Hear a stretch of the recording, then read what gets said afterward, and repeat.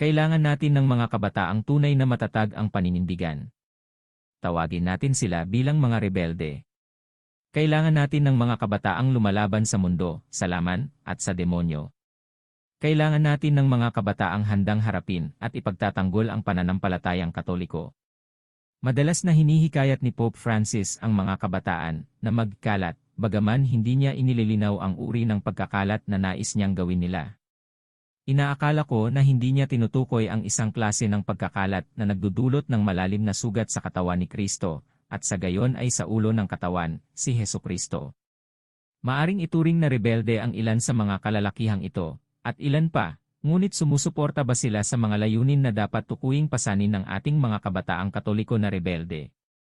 Hindi, sila'y simpleng mga Katolikong rebelde at mga lider na sumasalamin ng makasalanan at kaduda-dudang mga paninindigan.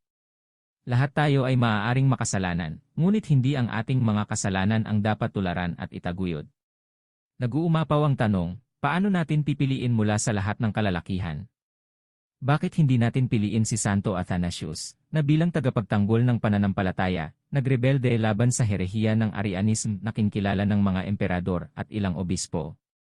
Bakit hindi tayo susunod kay Santo Thomas More, na nagmatigas na hindi sumunod sa hari, at naging mabuting alagad ng Diyos sa halip? Tuwing ang tao, nahuhulog sa kanyang pagnanasa, malaya at kusang nagpapahiwalay sa Diyos, ito'y nagdudulot muli ng prosesong ito ng pagkasira sa kanyang sarili. Dahil ang bawat tao ay tinutukso kapag siya'y nailuwa, at iniuuyam sa kanyang sariling pagnanasa, ayon sa Apostol San Santiago. Pagkatapos, ang pagnanasa ay nagpapahayag at nanganganak ng kasalanan, at ang kasalanan kapag ito'y lumalaki ay nagdudulot ng kamatayan. Ngunit patuloy pa rin na posible para sa makasalanan na damdamin ang bigat ng kanyang kasalanan at hanapin ang kalayaan at kaligtasan na hindi niya natagpuan sa mga tukso ng materyal. Maari siyang magrebelde laban sa pagkaalipin ng kasalanan sa pamamagitan ng biyayang inabot ni Jesus para sa atin.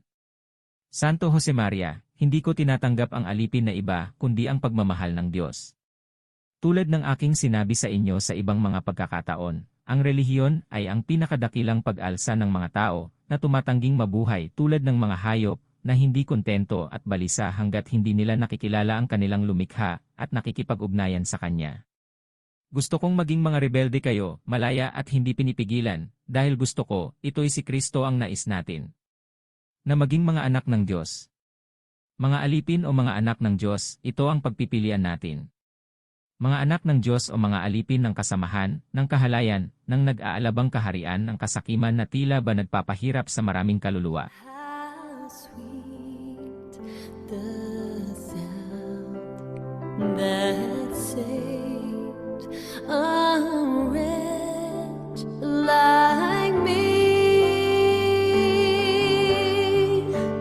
I once was lost, but now I'm found.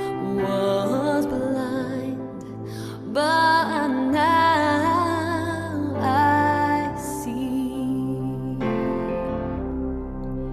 'Twas grace that taught my